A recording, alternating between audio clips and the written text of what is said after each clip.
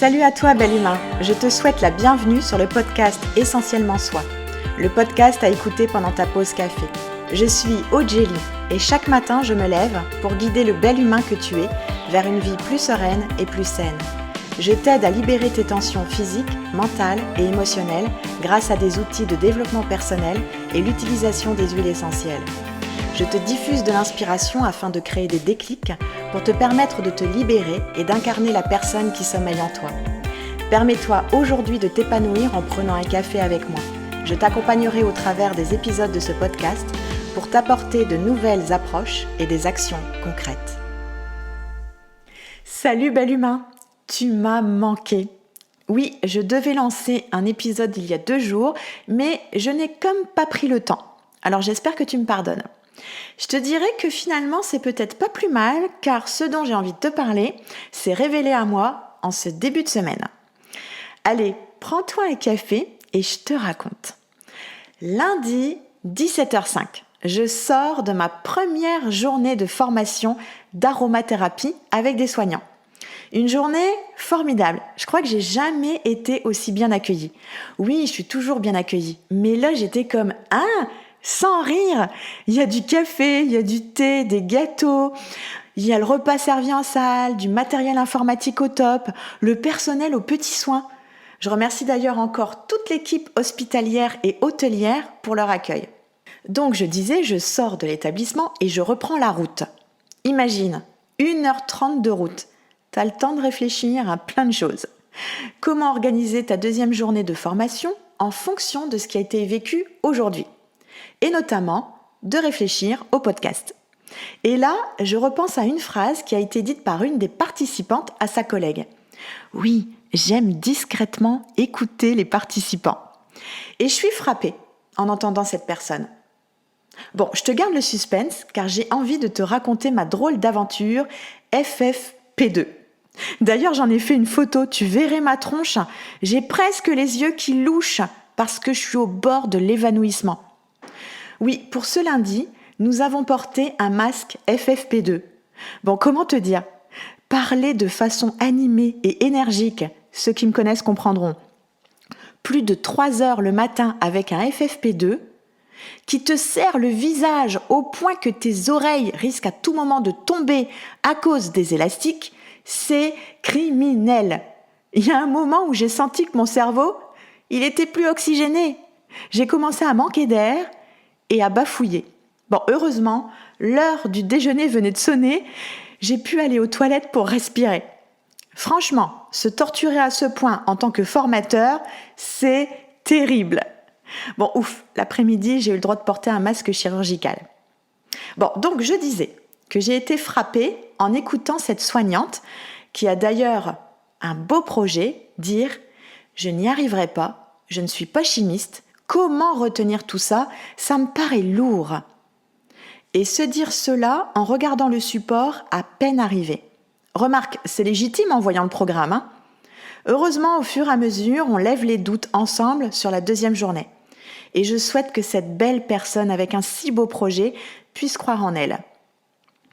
Et là, dans ma voiture, arrêtée dans les embouteillages, je me dis, j'entends souvent ce discours, en conférence, en consultation, en formation. Je n'ai pas les capacités, c'est trop dur, je n'ai pas toutes les compétences. Effectivement, se lancer dans un projet, dans un rêve, ça demande de l'investissement. Mais comme je le répète en formation d'aromathérapie, on apprend au fur et à mesure de l'utilisation des huiles. Rappelle-toi ton premier jour de travail. Tu viens d'avoir ton diplôme, tu as les connaissances, pour autant, à l'arrivée, tu n'es pas si fier que ça. T'as peur, t'as l'impression de ne rien savoir. Et effectivement, la réalité d'un terrain fait que tu apprends encore sur le tas. Et au fur et à mesure, tu n'es plus la même personne. Tu grandis, tu apprends, tu deviens meilleur. Alors, laisse-toi le temps et crois en toi. Comment veux-tu créer la vie de tes rêves si tu ne crois pas que tu en es capable? Croire en soi, pour ma part, cela englobe la confiance en soi, l'estime de soi, son assurance, son mindset positif. Plus tu crois en toi, plus ton mindset, plus ta confiance s'ancre. Avec tout ça s'installe la profonde conviction que tu possèdes tout ce qui est bon pour que tu te réalises. Tu possèdes les compétences, les talents pour y arriver. Tu as deux choix, croire en tes capacités ou tes incapacités. Que choisis-tu ? Je t'en ai déjà parlé dans le podcast Les croyances limitantes. Croire est un choix qui dépend de ton vécu, l'éducation, les expériences. Peut-être que tes parents, tes professeurs t'ont transmis des doutes, mais tout ça appartient au passé. Tu es maintenant responsable de tes propres croyances. Alors agis en accord avec tes propres valeurs. Prends ta place et décide d'éliminer les influences négatives extérieures. Alors ça signifie pas que tu ne dois jamais écouter le point de vue des autres, et surtout lorsque tu as l'opportunité de recevoir de précieux conseils pour ton futur. Croire en soi-même signifie redevenir responsable de sa vie en choisissant de croire que l'on est capable de réaliser sa propre mission personnelle.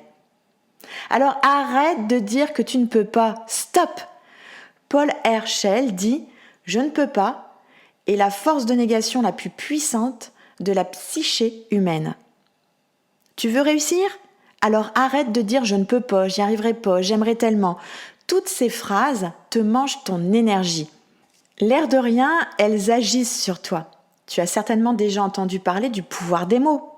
Et ces mots que tu penses, que tu dis, s'imprègnent en toi. Quand as-tu perdu ce pouvoir de tes mots ? Car oui, tu avais ce pouvoir. Quand tu as fait tes premiers pas, bébé, tu avais ce pouvoir. Tu t'es mis debout, tu as fait 3 pas, t'es tombé, tu t'es relevé sans chialer. Et tu as recommencé jusqu'à ce que tu arrives à ton but, atteindre le jouet posé à l'extrémité de la pièce. Et puis laisse-moi dire que tu perds ton temps à croire que tu ne peux pas. Alors stop, ne gaspille pas ce précieux temps de pouvoir. Et décide là maintenant, en m'écoutant, que tu peux. Et puis si tu as peur de ce que les autres pensent, s'il te plaît, vire ces peurs. Ce qu'ils peuvent penser, ça ne te regarde pas. François Lemay dit « Mêle-toi de tes affaires, ta gueule ». Je le rejoins totalement. Applique cette phrase comme un mantra. Mêle-toi de ce qui te fait vibrer et fais taire ton hamster. Tes choix, ce sont tes décisions, tes buts, tes rêves. Ce ne sont pas les décisions, les désirs des autres. Et quand je te dis les autres, je parle de ta famille, tes collègues, tes amis, ton entourage. Toutes les personnes qui t'entourent, qui sont pleins de bons conseils pour ton bien. Mais en réalité, ils parlent d'eux, de leur bien-être. Alors écoute ce qui vibre en toi. Découvre ton unicité. La personne que tu es vraiment. La partie de toi-même qui te rend unique. C'est ton identité. Suis tes rêves.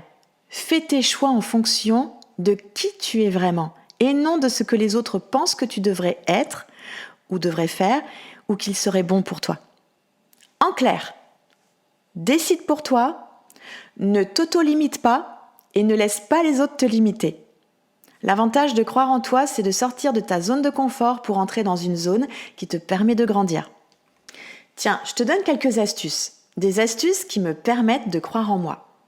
Tout d'abord, j'aime lire des livres de développement personnel ou écouter des podcasts. Et surtout, j'applique les conseils qui sont donnés. Ensuite, j'aime faire focus sur mes valeurs qui me portent. Pour ma part, j'en ai identifié 7 qui me portent en ce moment. La simplicité, l'émerveillement, l'authenticité, la connexion, l'humour, la générosité et l'ouverture d'esprit.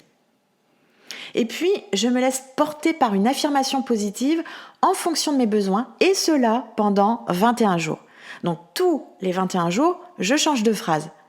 Et ma phrase du moment, c'est « Je me trouve au bon endroit, au bon moment, et mon action est juste ». Ensuite, je dis « ta gueule » à mon hamster quand c'est nécessaire. Et puis, je me dis que vivre les échecs, c'est comme des expériences, des cadeaux qui me font grandir. Et puis tu le sais, j'en ai vécu pas mal depuis ce début d'année.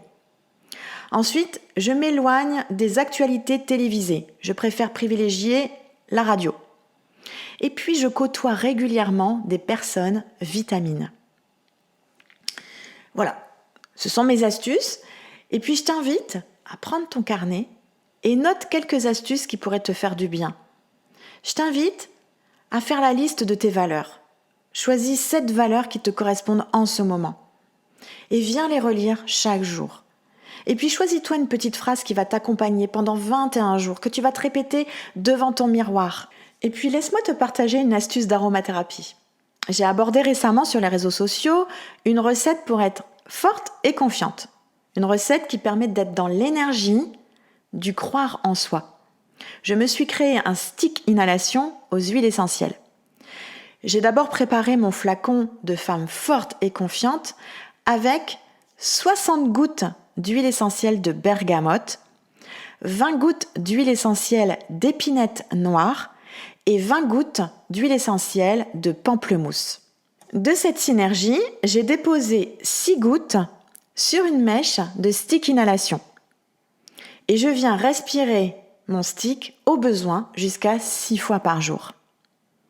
Alors pour rappel, les huiles essentielles sont déconseillées aux femmes enceintes et allaitantes et aux enfants de moins de 6 ans. Alors demande conseil pour être sûr que tu puisses utiliser cette recette.